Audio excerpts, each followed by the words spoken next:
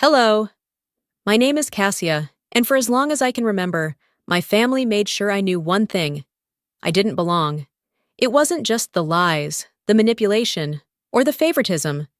It was the way my father looked at me like I was a burden, the way my sister smiled every time she got away with something at my expense, the way my mother tried to protect me, but never enough to actually stop it. And then, one day, it all fell apart. My sister framed me.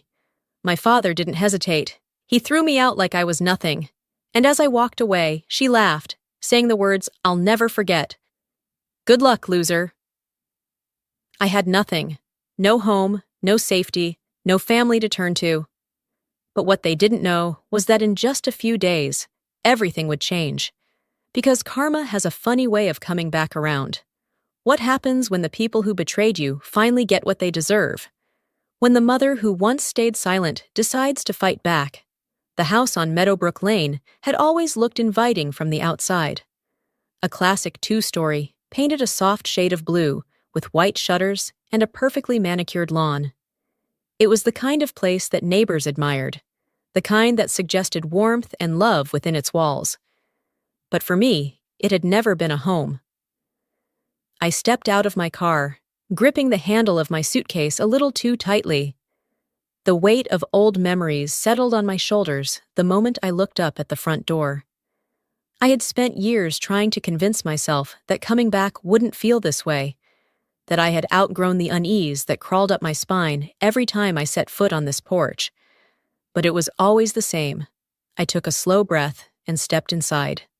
The scent of lavender and polished wood filled the air, familiar but suffocating. My mother, Serafina, was in the kitchen, humming softly as she prepared dinner. She turned at the sound of the door, her expression brightening with relief. "Cassia, sweetheart, you're here."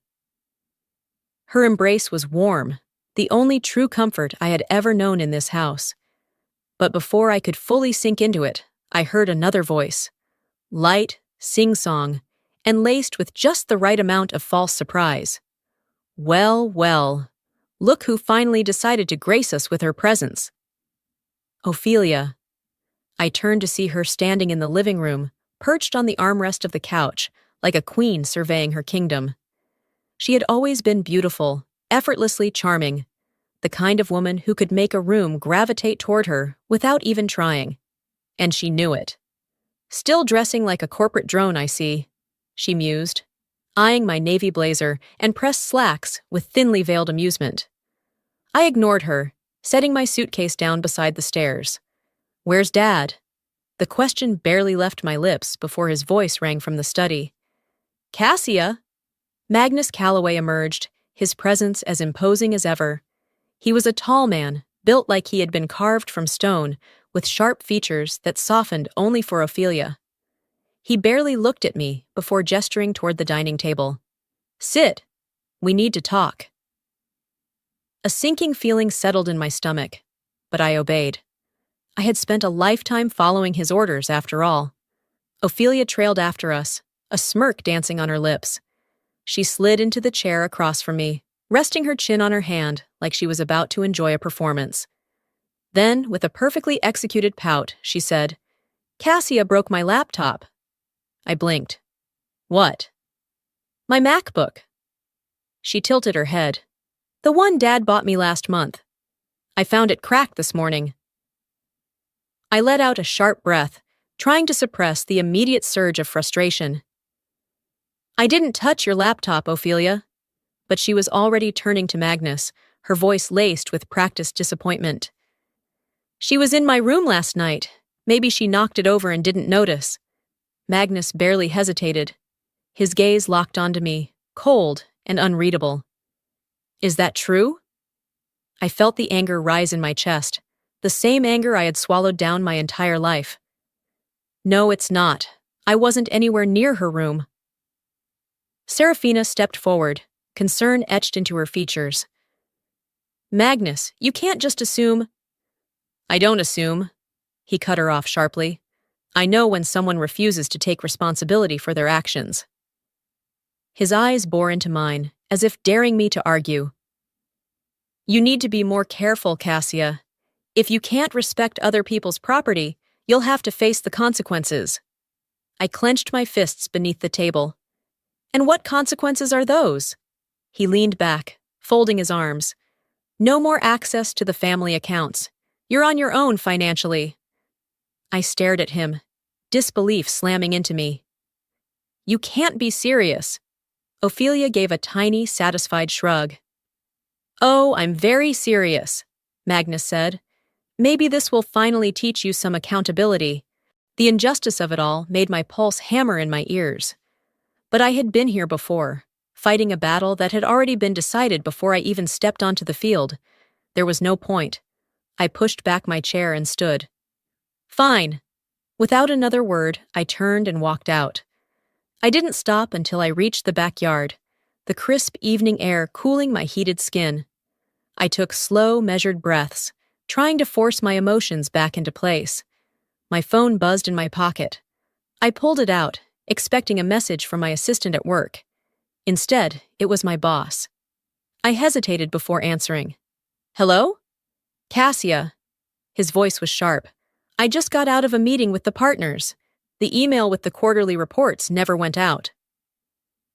A cold dread settled in my stomach. That's not possible. I sent it last night. No, you didn't. His voice was edged with disappointment. You're up for a promotion, Cassia.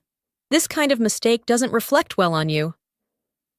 I stopped, realization crashing over me. Ophelia. I had asked her to forward the email while I was on a client call. She had smiled and said she would, and now I closed my eyes. Look, my boss sighed. I'll try to smooth things over, but don't let this happen again. The call ended. I stood there, gripping my phone so tightly my fingers ached. She had done it on purpose, and she wasn't done yet. That evening, my colleagues came over for a small gathering, something I had planned for weeks. It was meant to be a chance to connect outside of work, a way to solidify my relationships with the partners before they made their decision about my promotion. But the moment we sat down, Magnus took the opportunity to humiliate me. She's always been a little scatterbrained, he said, smirking as he swirled the whiskey in his glass. Bright, sure, but never quite as sharp as she thinks. Ophelia laughed lightly, eyes glinting with amusement. I felt my throat tighten. My colleagues exchanged uneasy glances. I wanted to argue, to stand up for myself, but the words felt stuck. This was how it always went. I had spent my life fighting for respect in this house, but no matter what I achieved, no matter how hard I worked, they would never see me as anything but the girl who was never quite good enough. I excused myself early, my appetite long gone. Lying in bed that night, staring at the ceiling, the realization finally sank in. Nothing would ever change. Maybe it was time to finally walk away. I didn't expect my world to collapse overnight, but then again, I should have seen it coming. The morning sun filtered through my blinds, casting streaks of light across my room. My body felt heavy, drained from the humiliation of last night. I had barely slept, replaying my father's words, Ophelia's smirk, the quiet looks of pity from my colleagues. I had spent my whole life trying to prove I was worth more than the way they treated me. But no matter how hard I fought, they never saw me as anything more than an afterthought. My phone buzzed on the nightstand. I reached for it, my heart clenching at the sight of my boss's name flashing on the screen. A voicemail. I sat up, took a deep breath, and played it. Cassia, look, I hate to do this over the phone, but the partners made their decision. Given the email issue and the missed deadline, they've decided to go with someone else for the promotion. It's nothing personal. You're still a valuable member of the team, but we need someone who can be more reliable under pressure. I barely heard the rest. My mind was already spiraling. The promotion was gone. The thing I had worked for, sacrificed sleep for, bled my energy into, ripped away, all because of one missed email. An email that I had asked Ophelia to send. I gritted my teeth, shoving the blankets aside and storming out of my room. Ophelia was in the kitchen, sipping coffee like she hadn't just sabotaged me. She glanced up lazily as I approached, her lips curling in amusement. "You knew," I said, voice low and shaking. She blinked, feigning innocence. "Knew what?" I slammed my phone onto the counter. "That email. The one I told you to forward. You didn't send it." She tilted her head, tapping a manicured nail against the rim of her mug. "Oh, that. Oops." "Oops." My hands curled into fists at my sides. "That mistake just cost me my promotion." She sighed, setting her mug down. "Cassia, you really need to stop blaming other people for your failures. It's getting old." A sharp laugh escaped me, bitter and incredulous. "You think this is funny?" Before she could respond, my father's voice cut through the room. "What's going on in here?" I turned to see Magnus standing in the doorway, his expression already set in irritation. "Cassia's throwing one of her tantrums again," Ophelia said smoothly, leaning against the counter. I turned to him, swallowing down my rage. "Dad, I lost my promotion because Ophelia deliberately didn't send an email I asked her to." Magnus frowned, crossing his arms. "And you're sure it's her fault?" "Yes! She admitted it." He let out a sigh, shaking his head. "Cassia, you can't keep blaming Ophelia every time something doesn't go your way. Maybe, just maybe, you're not as capable as you think you are." I felt like I had been punched in the gut. Ophelia smiled sweetly behind him, her eyes gleaming with victory. I wanted to scream. I wanted to throw something. I wanted to shake him and make him see the truth. But I knew better. Arguing with Magnus was like screaming into a void. So I turned, grabbed my phone, and walked away.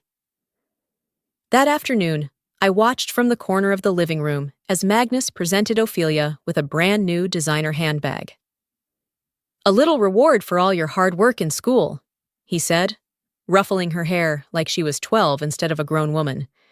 I clenched my jaw. Hard work? She hadn't worked a day in her life. Ophelia accepted the gift with a glowing smile, casting a sideways glance at me. She was loving this, every second of it.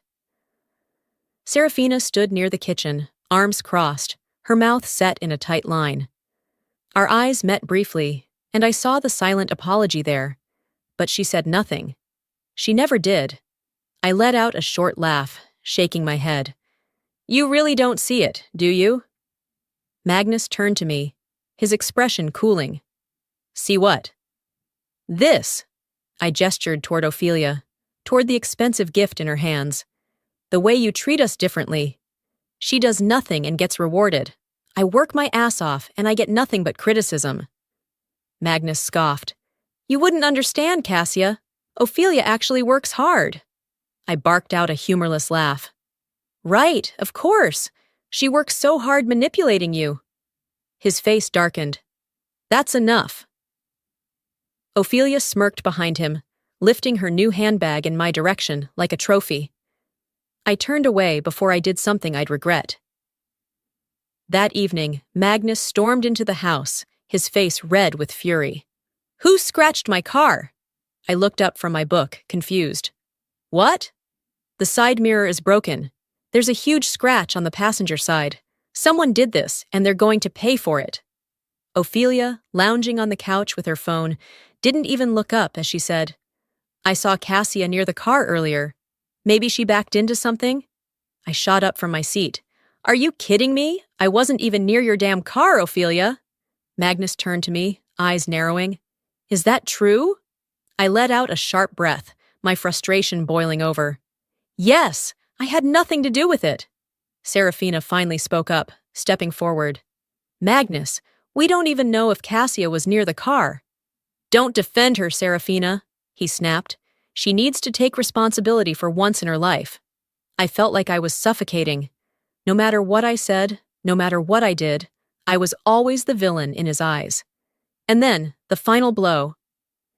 "You're paying for the repairs," Magnus declared, "out of your own savings." I stared at him, my vision blurring with disbelief. You can't be serious." But he was. He always was. That night, I sat on the edge of my bed, staring at my half-packed suitcase. I should leave. I should just walk out that door and never look back. I had the means to do it. I had a good job, my own money. The only thing holding me here was the idea that someday things might change. That if I worked hard enough, proved myself enough, maybe, just maybe, he would finally see me. But tonight, I realized something I should have known a long time ago. It didn't matter. Serafina came in, hesitating in the doorway. "Cassia, I'm trying, I really am. But your father, he won't listen to me." I looked at her, really looked at her. The sadness in her eyes, the quiet resignation. She had given up, and I couldn't be like her. I swallowed hard, my fingers tightening around the handle of my suitcase. I need to leave before they take even more from me. Serafina didn't argue. She just nodded, and that was all the confirmation I needed. I should have left that night. If I had, I wouldn't have been there when everything finally collapsed. I woke up to the sound of my father's shouting, and this time I knew it was about me. The walls of the house seemed to shake with his fury, his deep voice cutting through the morning stillness like a blade. I sat up abruptly, my pulse already racing. The argument downstairs was familiar. Too familiar. But this time, there was something sharper, something final in his tone. I swung my legs over the bed and hurried to the doorway. The moment I reached the top of the stairs, I saw them. Magnus stood in the middle of the living room, his face red with rage. His hands were clenched into fists at his sides, and his jaw was so tight I thought he might break his teeth. Serafina stood a few feet away, worry etched deep into her features. And then there was Ophelia, standing just behind him, her arms crossed, her expression an eerie mixture of concern and satisfaction. "She stole it!" Magnus's voice thundered through the house. "My watch! My Rolex is gone!" My stomach dropped. I didn't need to hear the rest. I already knew where this was going. "I told you." Ophelia's voice was soft, measured. She reached out, lightly touching Magnus's arm like she was trying to calm him. "I saw Cassia near your office last night. I didn't think much of it at the time, but now—" She let the words trail off, letting the implication sink in. My father turned toward me, his fury snapping to a new target. "You!" I felt the weight of his gaze like a physical force. "You think I'd steal from you?" I asked, my voice steady, though my hands had started shaking. "Don't play innocent." Magnus's eyes burned with accusation. "That watch was in my office yesterday. This morning it's gone. And now Ophelia tells me she saw you lurking around." I laughed bitterly. "Lurking? Are you serious?" Ophelia gave me a small, pitiful shrug. "I didn't want to believe it either, Cassia, but it just makes sense, doesn't it?" Magnus took a step closer, his fists tightening. "Tell me where it is." "I don't have it." My voice rose, my breath coming faster. "I never touched your damn watch, Dad. This is just another one of Ophelia's games, and you're falling for it like you always do." Serafina stepped in then, placing a hand on Magnus's arm. "Magnus, please, let's not do this." But he shook her off, his face darkening. "Number? No more excuses. I've let this go on long enough." He pointed a shaking finger at me. "You have been nothing but a problem since the day you were born. I've given you everything, and this is how you repay me? By stealing from me?" I felt my chest tighten, a lifetime of his disappointments crashing down on me all at once. "I didn't steal anything," I said, quieter this time, the fight draining out of me. "But it didn't matter. It never mattered." Magnus's lips curled into a sneer. "I have had enough of you." The words hit harder than any slap. Before I could react, he grabbed my arm. His grip was firm, bruising, and for the first time in my life, I saw something raw in his eyes. Something I had spent my whole life trying to pretend wasn't there. He hated me. Not disappointment. Not frustration. Actual hatred. "You're done here," he said, his voice low and final. Ophelia, standing just behind him, watched with amusement. She had won, and she knew it. I yanked my arm free. "You're making a mistake." Magnus didn't blink. "Number. The mistake was keeping you in this house for so long." He turned and stormed toward the front door, throwing it open so hard it slammed against the wall. The sound echoed through the house like a gunshot. "Get out!" Serafina gasped. "Magnus, no!" I said, "Get out!" The silence that followed was deafening. I looked at Serafina, waiting for her to say something, to stop this, to fight for me. But she just stood there, her face pale, her eyes filled with an apology she wouldn't say out loud. She wasn't going to stop him. She wasn't going to save me. Slowly, I turned toward Ophelia. She met my gaze, her lips curling into a satisfied smile. "Good luck, loser," she mouthed. I felt my entire body go numb. I wanted to scream, to cry, to fight. But I did none of those things. Instead, I turned on my heel and walked toward the door. I didn't pack a bag. I didn't take anything but my phone, my wallet, and the clothes on my back. And I didn't look back. I stepped out onto the porch, the cool morning air hitting my face like a slap. The world outside felt different. For the first time in my life, I was truly on my own. And I had no idea where to go next. The first night alone was colder than I ever imagined. I pulled my jacket tighter around myself as I walked, the sharp evening air cutting through the thin fabric. I had no destination, no plan, just a backpack slung over my shoulder, and a phone that was barely holding on to its last bit of life. The streets of Houston were quieter than usual, the occasional headlights flashing past me as I wandered aimlessly. I pulled out my phone, my fingers stiff from the chill, and checked the screen. 1% battery. No missed calls, no texts, not even from Mom. I swallowed down the lump rising in my throat. Part of me had hoped, just a little, that she would reach out, that she would fight for me. But hours had passed, and silence had been my only answer. I glanced at the $20 bills in my wallet. $40. That was all I had. A motel was out of the question. If I wanted to make it through more than one night, I had to be smart about what I spent. I stuffed my phone and wallet back into my jacket and kept walking. The first place that seemed even remotely welcoming was a small 24-hour diner on the corner of Main Street. The fluorescent open sign buzzed softly above the door, and the windows were fogged with warmth. I hesitated before stepping inside. The place was nearly empty, just an old man nursing a cup of coffee at the counter, and a couple whispering in the farthest booth. The air smelled like burnt toast and stale grease, but at least it was warm. Sliding into a booth near the entrance, I dug into my pocket and pulled out a few crumpled bills. I had to be careful.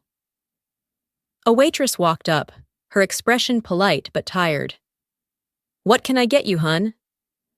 "Just a coffee," I said, handing her a $5. "Black?" She raised an eyebrow but didn't say anything, just nodded and walked away. I sat there, my fingers curled around the chipped tabletop, staring at nothing in particular. I just need somewhere warm for a little while. That was the plan. Just sit, gather my thoughts, and figure out what the hell I was going to do next. But then I heard it. A whisper, not meant for me, but unmistakably about me. "She's just sitting there, hasn't ordered food. You think she's—" Another voice, lower this time. "Let's wait a few more minutes. If she's not ordering, I'll ask her to leave."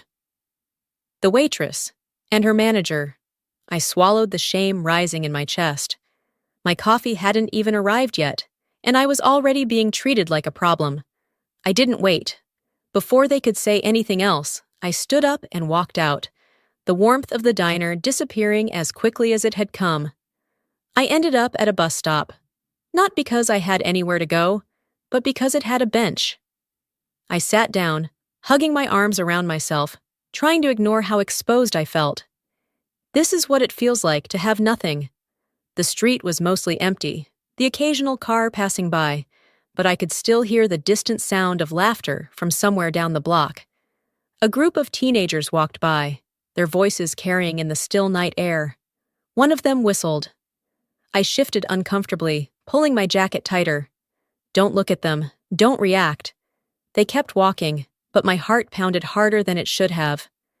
I had never felt this vulnerable in my life. For the first time since I had walked out of that house, True fear settled in. I couldn't stay here. I needed to find somewhere else, but I had nowhere left to go. And then, my phone buzzed. I jolted, yanking it out of my pocket so fast I almost dropped it. The screen flickered, battery clinging to life just long enough for me to see the message. Mom. Cassia, where are you? Come home. Please. My breath caught. She had reached out. I stared at the words, my emotions a tangled mess of relief, anger, and exhaustion. I wanted to ignore it, to keep moving forward, to prove to myself that I didn't need any of them, but I wasn't sure I had the strength to. Before I could decide, the screen went black. My phone had died. I exhaled sharply, pressing my palms into my eyes. I guess I have no choice now. I took a deep breath, turned around, and started walking toward the bus station. I didn't know what to expect when I walked through that door, but I knew things would never be the same again. The house loomed before me, its familiar shape casting long shadows under the dim porch light. My breath fogged in the cold air as I hesitated, fingers tightening around the strap of my backpack. I had walked away from this place with no intention of ever coming back. Yet here I was, drawn by a single message from the only person in that house who had ever truly cared. Before I could lift my hand to knock, the door swung open. Serafina stood there, her eyes wide with relief and something else, something that looked like shame. She looked tired, her hair hastily tied back, dark circles underlining her usually warm gaze. "Come inside, Cassia. Please." Her voice was soft, almost pleading. I hesitated for only a second before stepping past her into the entryway. The familiar scent of the house filled my lungs, lavender and old wood polish. But something felt different. It was too quiet. No distant sounds of the television blaring from the living room. No laughter from Ophelia. No commanding voice from Magnus filling the space with authority. Just silence. I swallowed hard. Something was wrong. Serafina led me to the kitchen, motioning for me to sit at the table. The last time I had sat here, I was a child, crying over a scraped knee. Back then, my mother had placed a bandage on my leg, kissed my forehead, and promised me everything would be okay. I wasn't a child anymore, and she couldn't promise me that now. She placed a steaming mug of tea in front of me, sitting down across the table. Her hands trembled slightly as she folded them together. "I should have done something," she said after a moment, her voice thick. "I should have stopped him." I stared at her, emotions warring inside me. I wanted to believe her. I wanted to believe that she had fought for me. But had she? Or had she just stood there, watching as Magnus threw me out? "You let it happen," I said quietly, the words tasting bitter on my tongue. Serafina's eyes glistened with unshed tears.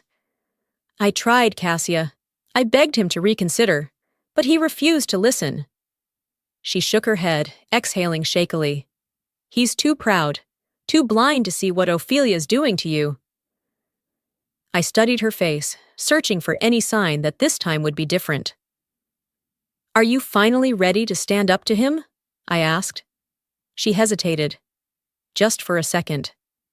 And that second told me everything. A noise from the hallway made me stiffen. Footsteps.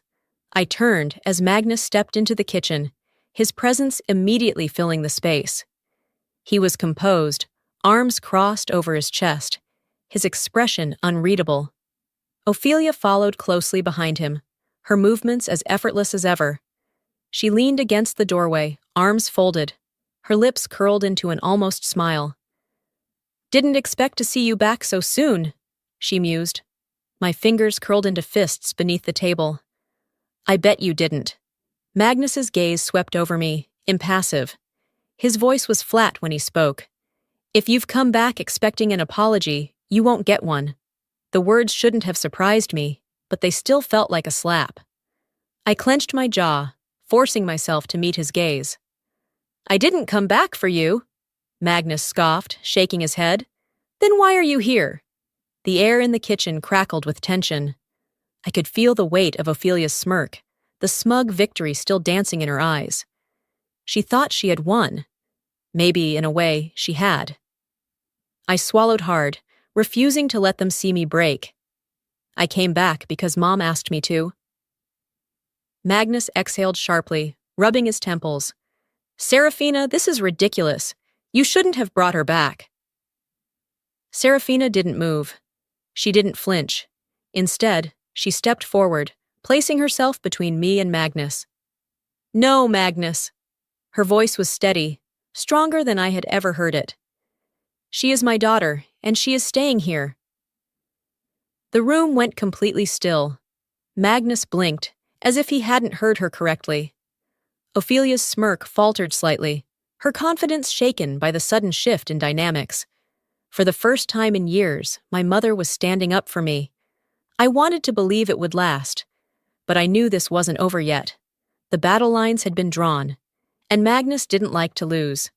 The room was thick with tension, the air heavy with something unspoken, yet undeniable. Magnus took a slow step forward, his towering frame casting a shadow over my mother. His expression was dark, eyes narrowed with barely contained fury. You don't get to make decisions in this house, Serafina, he said, his voice dangerously low. Serafina didn't flinch. She held her ground, her back straight, her chin lifted in quiet defiance. I had never seen her like this before, never seen her fight back. This is my house, Magnus, she said firmly. And I say Cassia stays? A silence settled over the room, thick and suffocating. I held my breath, waiting for the explosion. Magnus's hands curled into fists at his sides, his jaw twitching. He had always ruled this house with an iron grip, always had the final say. He wasn't used to being challenged. I could see it in his eyes, the storm brewing just beneath the surface. Ophelia was the first to break the silence. Dad, maybe we should just talk about this. Her voice was smooth, carefully measured. Cassia's obviously upset. I turned to look at her, feeling the anger rise in my chest. Of course, she was playing the peacemaker now, pretending to be the reasonable one. But I knew better. This was just another one of her games. Serafina, however, wasn't fooled anymore. You've done enough, Ophelia, she said, her voice sharp. You and your father have controlled this family for too long. Ophelia's expression faltered for the briefest second. Just a flicker of something behind her eyes. Something that looked an awful lot like fear. This isn't over, Mom, she whispered. I watched the mask slip just for a moment. For the first time, Ophelia wasn't in control, and she knew it. Then Magnus slammed his hand against the kitchen table. The sound was like a gunshot, shattering the tense silence. I flinched, my breath catching in my throat. You don't get to tell me how to run my house, he bellowed, his face red with fury. I felt my pulse spike, adrenaline rushing through my veins. Then his gaze snapped to me, his expression shifting into something darker. You want to stay? His voice was low, almost a growl. Fine, but you follow my rules. One step out of line, and you'll be gone for good. The threat hung in the air between us, suffocating and real. Serafina moved before I could react, stepping between us like a shield. No, Magnus, she said, her voice steady. You don't control her anymore.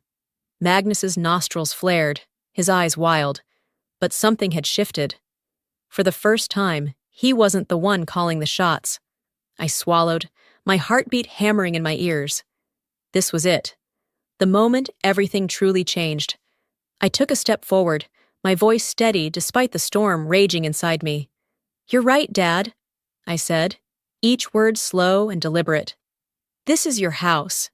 His expression flickered with something unreadable. But it's not my home. The words sliced through the air like a blade. Magnus's face hardened, but he didn't speak. I turned to my mother. Mom, if you really mean what you said, then prove it. Serafina's breath hitched. Her fingers curled into fists at her sides. Then, slowly, she turned back to Magnus. She met his eyes, her voice calm but unwavering. I will. The next morning, Mom made an appointment with a divorce lawyer. I found her sitting at the kitchen table, a cup of coffee in front of her, untouched. Her phone was still in her hand, her fingers hovering just above the screen, as if she were considering undoing whatever she had just done. I hesitated before stepping closer. "Mom?" She looked up at me, her face unreadable. Then, with a breath that seemed to release years of held tension, she said, "I made the call. I have an appointment this afternoon." I stared at her, the words taking a second to sink in. "You're serious?" A small, humorless laugh escaped her. "I should have done this years ago." I sat down across from her, searching her face for any hesitation, any sign that she was wavering. There was fear in her eyes, but underneath it, something stronger. Resolve. Magnus had no idea what was coming. The rest of the morning passed in tense silence. Mom kept busy, cleaning, organizing drawers, folding clothes that didn't need folding. I could see it in the way she moved, the restless energy of someone standing at the edge of a cliff, waiting for the right moment to jump. I didn't say much. What was there to say? Ophelia, however, was watching. She always did. By noon, she finally spoke. "Mom, is something going on?" Serafina barely glanced up from wiping the already clean countertop. "It's nothing you need to worry about." But I saw the way Ophelia's eyes narrowed. She didn't like being kept out of the loop.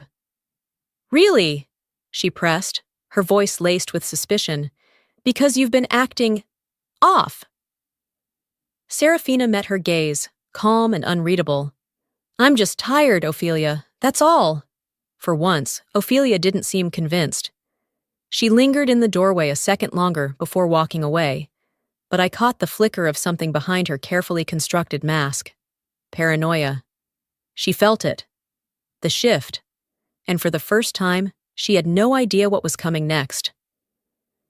That evening, the door swung open, and Magnus walked in. I was in the living room when I heard it, the slight pause in his footsteps as he crossed the threshold. He knew. Something was wrong. He set his briefcase down with a little too much force. "What's going on?" Serafina stepped into the hallway, wiping her hands on a dish towel. She didn't hesitate. "I've spoken to a lawyer, Magnus. I'm filing for divorce." The silence that followed was deafening. Then, like a rubber band snapping, the tension in the room broke. "You're what?" His voice was sharp, disbelieving. Serafina didn't flinch. "I'm leaving you." I held my breath, waiting for the explosion. It came like a storm, sudden and violent. Magnus's face turned red, his hands clenching into fists at his sides. "You think you can just throw me away like garbage?" Serafina met his fury with quiet defiance. "This isn't up for debate." I had never seen her like this. Not once. Magnus took a step forward, his body tense. I moved instinctively, standing between them before I even realized what I was doing. He looked at me, eyes filled with something dangerous. "You think you're strong enough to take me on, Cassia?" His voice was low, menacing, but he wasn't looking at me anymore. He was looking through me, at her, at Serafina, and she didn't waver. "You'll regret this," he muttered, voice laced with quiet fury. His gaze flickered between the both of us, as if memorizing the moment. Then, he turned sharply on his heel and stormed up the stairs. The echo of his footsteps rang through the house. Ophelia stood in the hallway, watching with wide, calculating eyes. The war had begun. We didn't know it yet, but Magnus wasn't going to leave quietly. The air in the living room was thick with tension. Magnus stood in the center, pacing like a caged animal, his jaw clenched so tightly I thought his teeth might crack. His hands trembled, not with fear, but with barely contained rage. Serafina stood firm, her arms crossed, her posture unnervingly calm. The storm was brewing right in front of her, yet she didn't flinch. "You don't get to do this," Magnus growled, his voice low and dangerous. Serafina met his glare without hesitation. "I already did." The words were like a slap. I saw the flicker of disbelief in Magnus's eyes, the way his breath hitched just slightly. He was losing control, and he knew it. I had spent my entire life watching my mother yield to him, watching her shrink herself down to avoid his anger. But tonight, something was different. She wasn't afraid anymore, and Magnus didn't know what to do with that. Ophelia stormed into the room, her heels clicking against the hardwood floor. Her eyes darted between our parents, her breath shallow. "Mom, you can't do this!" she hissed. Then she turned to Magnus, her voice sharpening. "Dad, do something!" For the first time in my life, I saw my father speechless. Ophelia's face twisted in frustration. She whirled on me, her gaze full of venom. "This is your fault." Her voice wavered, but she tried to mask it with fury. "You poisoned her against us." I didn't respond. I just watched. Because that's when I saw it, the mask slipping. Ophelia wasn't just angry, she was terrified. She wasn't fighting for Magnus. She was fighting for herself, for the cushioned life she had built under his protection. If he lost, she lost too. And that scared her more than anything. Magnus slammed his fist against the table. The force of it made the whole room jump. "I built this house," he snarled. "I paid for everything, and you think you can just erase me?" His voice shook the walls, but Serafina didn't move.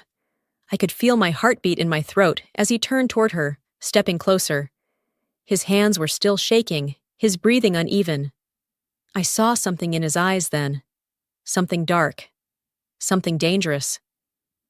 Serafina must have seen it too, because she took a slow step back, her expression unchanging. Then she spoke, voice steady as steel. "Touch me, and I'll have you arrested." The words cut through the room like a blade. Magnus froze. His chest rose and fell rapidly, his fingers twitching at his sides. He had spent his whole life wielding power over this house, over her. And now, in this moment, he had none. The realization settled into his expression, twisting his rage into something uglier. "You'll regret this," he spat. "Both of you." Then, he turned to Ophelia. "Come on," he ordered. "We're leaving." Ophelia's face paled. She glanced between him and Serafina, hesitating. And then, for the first time, I saw real doubt in her eyes. She didn't move. Magnus let out a sharp breath, disgust flashing across his face. He turned and grabbed his coat, heading for the door without looking back. He walked out alone. The front door slammed behind him, rattling the walls. And as the silence settled over the house, I knew one thing for sure. He'd be back. And when he returned, he wouldn't be coming to talk. The house felt eerily quiet the next morning. No heavy footsteps echoing down the hall, no sharp commands from the kitchen, no tension humming beneath every conversation. For the first time in years, Magnus was gone. And yet, instead of relief, all I felt was unease. I could see it in my mother, too. Serafina moved around the house as if nothing had happened, tidying up, folding laundry, wiping down counters that were already clean. But her movements were too precise, too methodical, like she was trying to convince herself that this was normal. It wasn't. I sat at the kitchen table, watching her in silence. She wasn't ready to admit it, but I knew the truth. This wasn't over. That afternoon, the first blow came. A knock at the door. Not loud, not aggressive, just a single deliberate rap against the wood. Serafina's hands tensed around the dish towel she had been wringing. I stood up instinctively, something cold settling in my stomach. She walked to the door, hesitated for only a second, and pulled it open. A man in a suit stood on the porch, a folder in his hand. "Mrs. Calloway?" he asked. Serafina straightened. "Yes." He handed her the envelope. "You've been served." I heard the sharp inhale of her breath as she took it. The door closed behind her, and she walked back into the kitchen in silence. She set the envelope on the table and slowly opened it. Her face remained unreadable as she skimmed the pages, but I saw her hands tighten just slightly. Then she exhaled. "He's contesting the divorce." I swallowed hard. "What else?" "He wants the house," she said simply. I felt my stomach drop.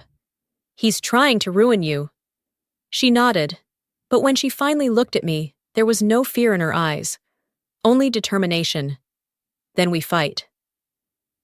That night, another knock came. This one was hesitant, uncertain.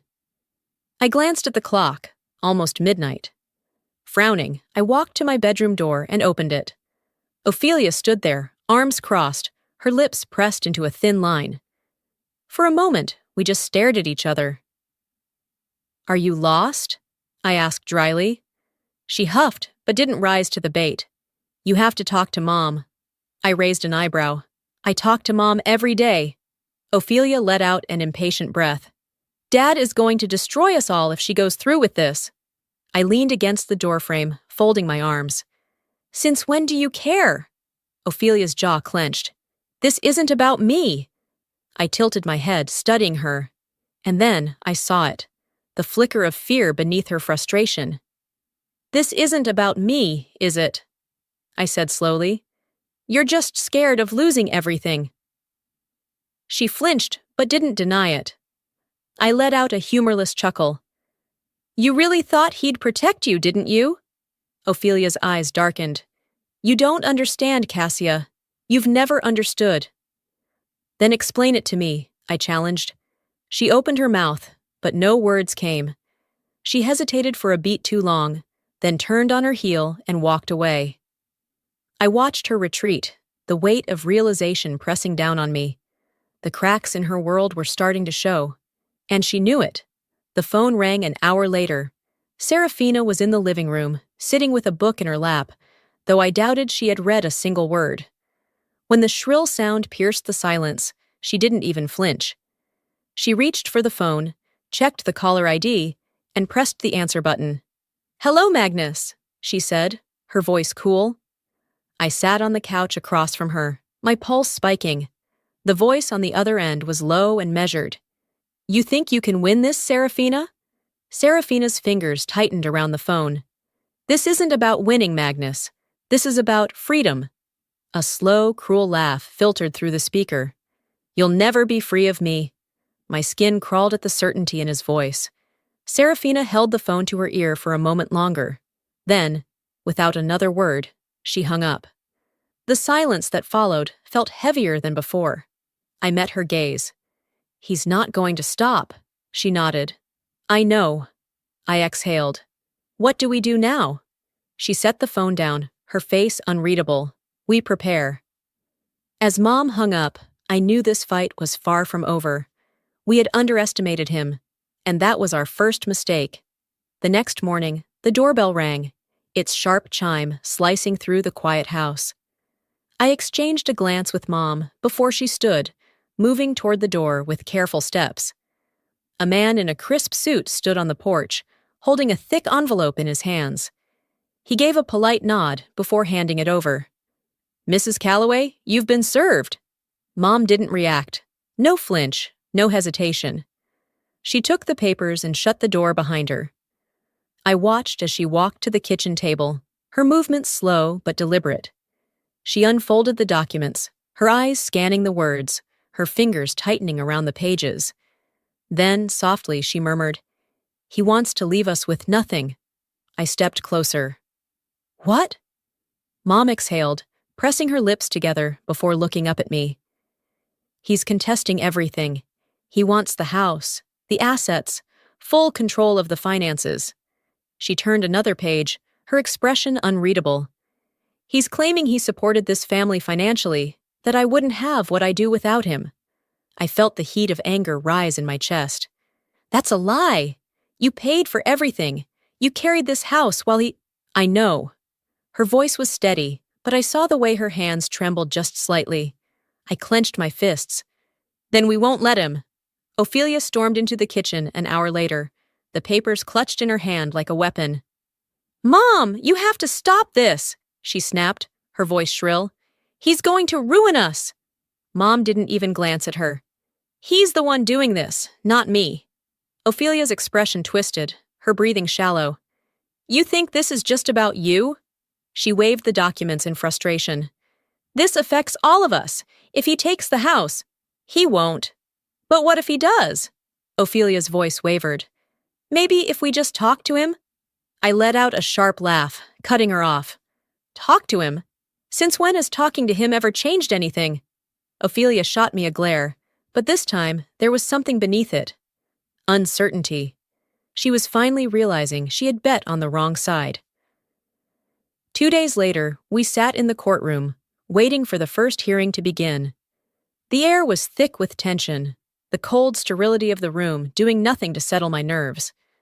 I sat beside Mom, my hands folded tightly in my lap, trying to appear composed. Then the doors opened. Magnus walked in, his suit crisp, his expression composed. A lawyer followed closely behind him, briefcase in hand, his movements precise and confident. Magnus's gaze swept over us, a slow smirk curling at the edges of his lips. He looked like a man who had already won. The hearing began. His lawyer was the first to speak, his voice smooth and practiced.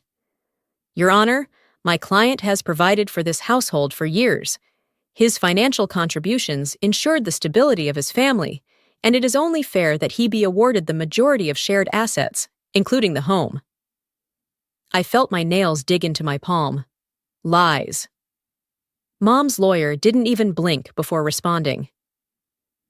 Your Honor, the plaintiff has not contributed financially for years. In fact, Mrs. Calloway was the sole provider of this household, paying the mortgage, utilities, and all household expenses. Any claims to financial contribution are unfounded. Magnus's smirk faltered. For the first time, I saw something flicker in his expression, something uncertain. For the first time, he wasn't in control. The hearing was brief, just the beginning of what would be a long battle. As we walked out of the courthouse, I could feel his presence behind us, his steps slow and deliberate. And then, just as we reached the exit, he leaned in close to Mom, his voice low. You think you've won, Serafina, he murmured. This is only the beginning. Mom didn't react, didn't even acknowledge him. She just kept walking, her back straight, her face unreadable. But I turned, just enough to meet his gaze. And I saw it. Beneath the anger, beneath the bravado, there was something else. Fear. I had spent my whole life fearing my father, but now, for the first time, I realized he was afraid of us, and that made him more dangerous than ever. At first, it was subtle, a flicker of the lights in the kitchen, the hum of electricity stuttering, just for a second. A power outage that lasted only a moment, long enough to make my mother pause, glancing up from her book. Probably just the wiring, she murmured, but I wasn't so sure. Then the bank called. Mom stood at the counter, phone pressed to her ear, her grip tightening as she listened. What do you mean my account was frozen? Her voice was calm, but I could hear the undercurrent of unease. The conversation ended quickly, and when she turned to me, her face was unreadable. Someone tried to put a hold on my accounts, she said. The bank flagged it as fraud. I didn't have to ask who. And then the car appeared. A dark sedan parked just across the street. Not always there, not all night, but enough that I noticed. Enough that it sent a chill down my spine. I sat on the couch one evening, staring at it through the window. The engine was running.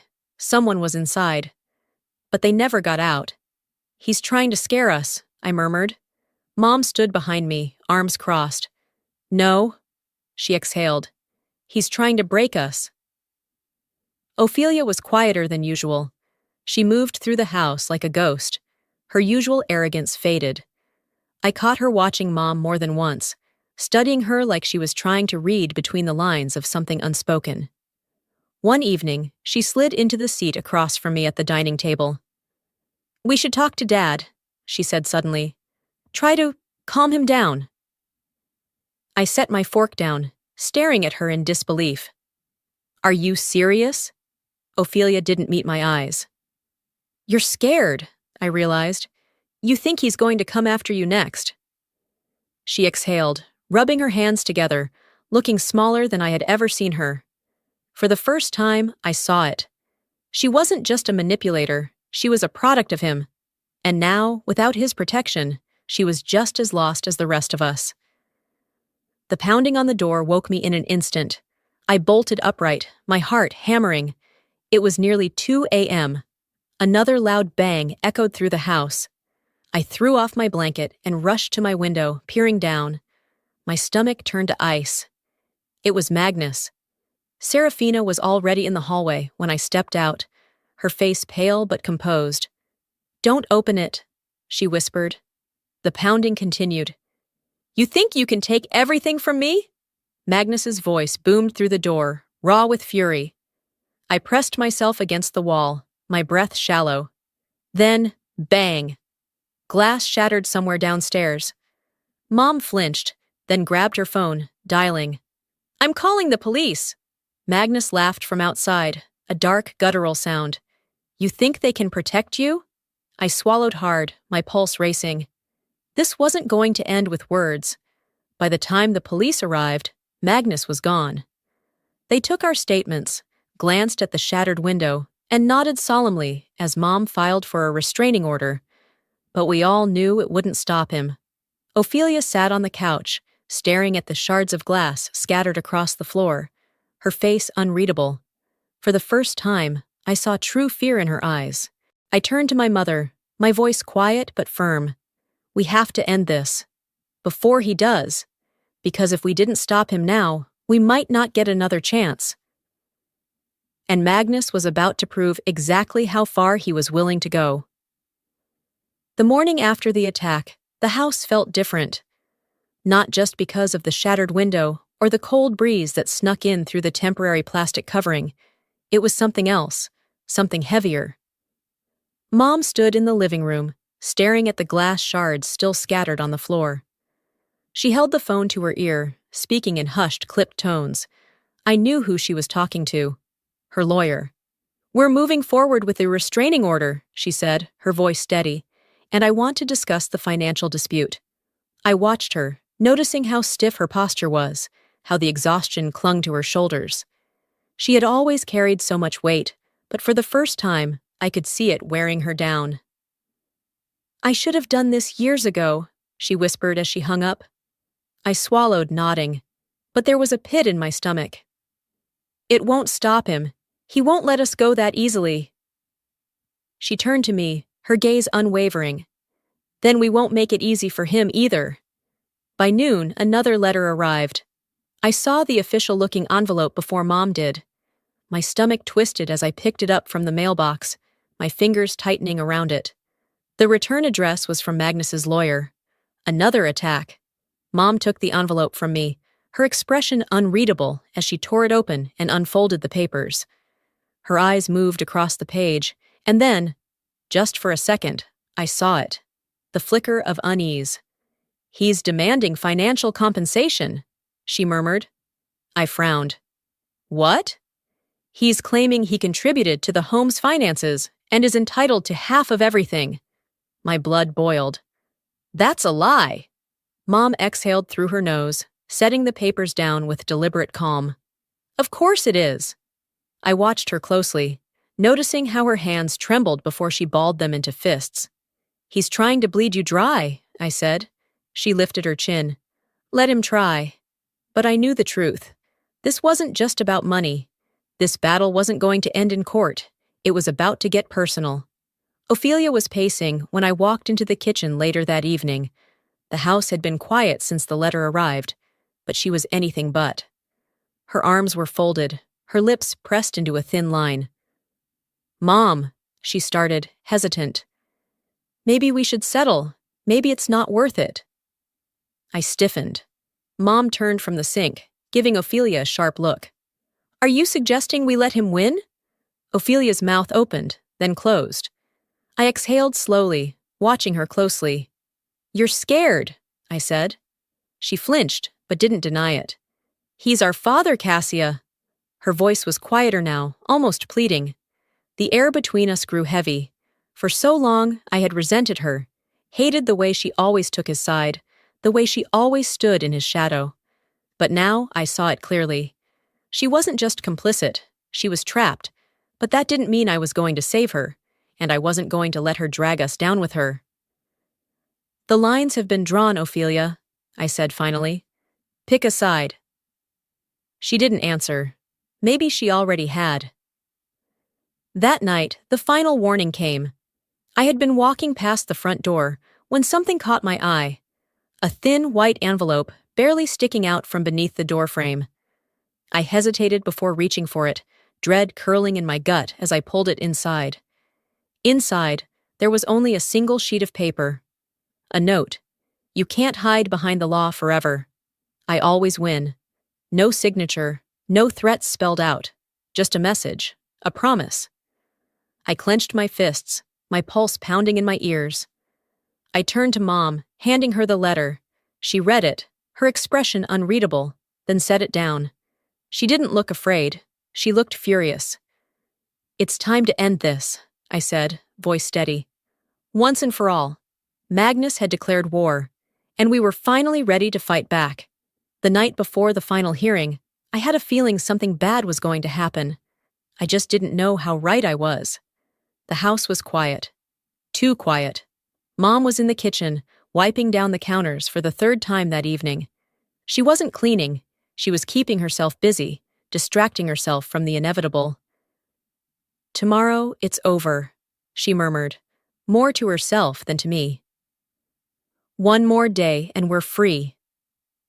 I wanted to believe her. I wanted to trust that the judge would see through Magnus's lies, that the restraining order would hold, that the law would finally be on our side. But something inside me wouldn't settle. Magnus wasn't the kind of man who accepted defeat. I woke up to a sound that didn't belong. A soft creak, barely audible over the hum of the heater. I held my breath, straining to listen. Another sound, closer this time, the stairs. I grabbed my phone, heart hammering, and slid out of bed as quietly as possible. I crept toward my door, inching it open just enough to see the hallway. And then I saw it. A shadow moving through the living room. The front door was still locked. No windows were broken. He had a key. I clenched my jaw, swallowing down the rising panic. Serafina's door creaked open, and she stepped out, her expression turning to stone the moment she spotted him. "Get out!" she said, her voice firm but shaking slightly. Magnus turned toward her, smiling like he had just walked in from work instead of breaking into the house in the middle of the night. "You really thought a piece of paper could stop me?" He took a slow step forward. "You're ruining this family, Serafina. You always were weak." I moved before I could think, stepping between them. "You lost this family the moment you chose yourself over all of us," I shot back, my voice steady. Something snapped in his eyes. He lunged. His hand clamped down on my arm, fingers digging into my skin. Pain shot through me, but I refused to let him see it. Then, crash! Mom swung a lamp into his shoulder, the sound of shattering glass piercing the air. Magnus stumbled back, his face contorted with shock. For the first time, he looked truly afraid. And then, before he could recover, sirens. Blue and red lights flashed through the windows. I saw the moment he realized it was over. The front door burst open, and officers rushed in. They had barely pulled him away before he turned back, his eyes burning with hatred.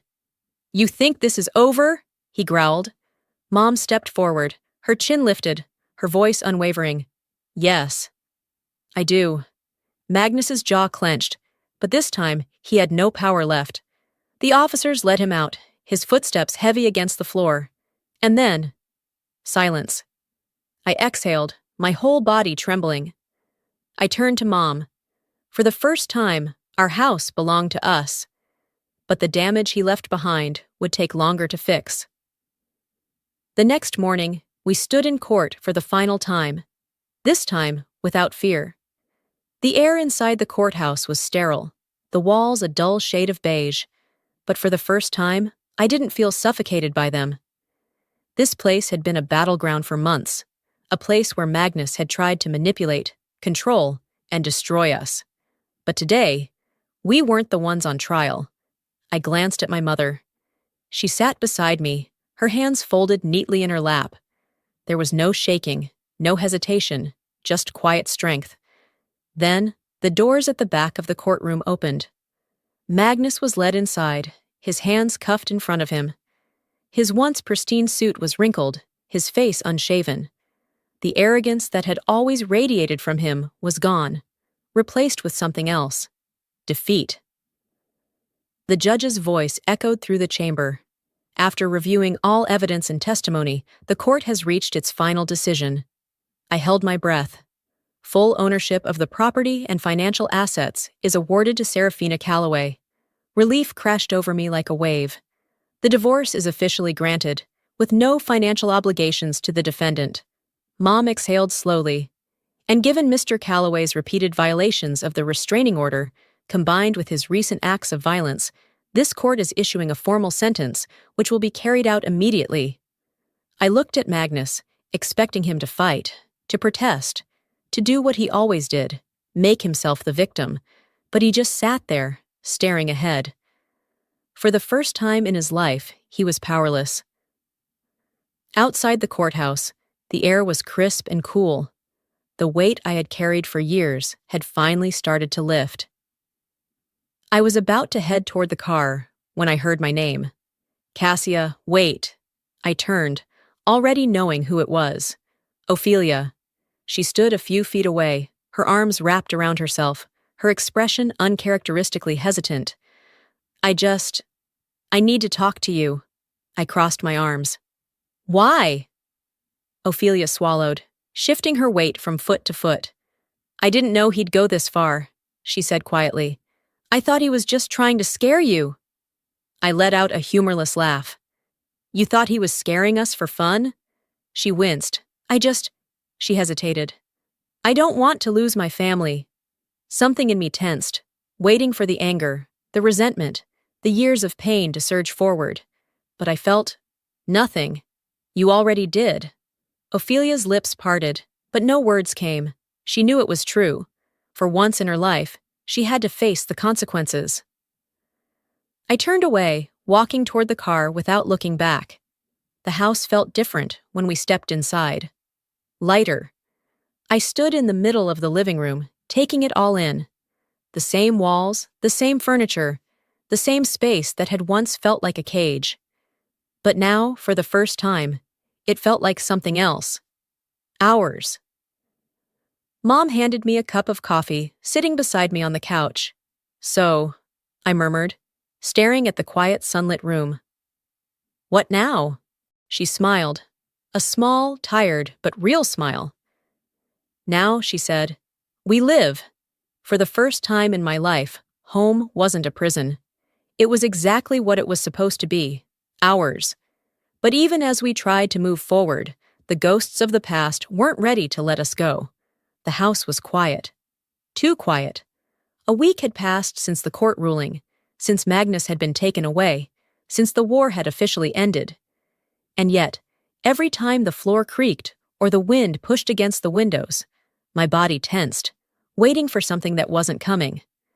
Mom and I fell into a new routine: morning coffee in the kitchen, the absence of whispered arguments behind closed doors, the relief of knowing that no one was lurking just around the corner, waiting to strike. It should have been peaceful. It should have been freeing. But instead, it felt empty. Mom caught me flinching one evening when a car door slammed outside. She didn't say anything at first, just watched me with quiet understanding. It's going to take time, she finally murmured. I nodded, but deep down, I wasn't sure if time would ever be enough. The knock on the door came on a Thursday afternoon. I almost didn't answer it, but something in me knew. When I pulled the door open, Ophelia stood there. She looked different, not the perfectly polished, immaculately composed version of herself I had grown up with.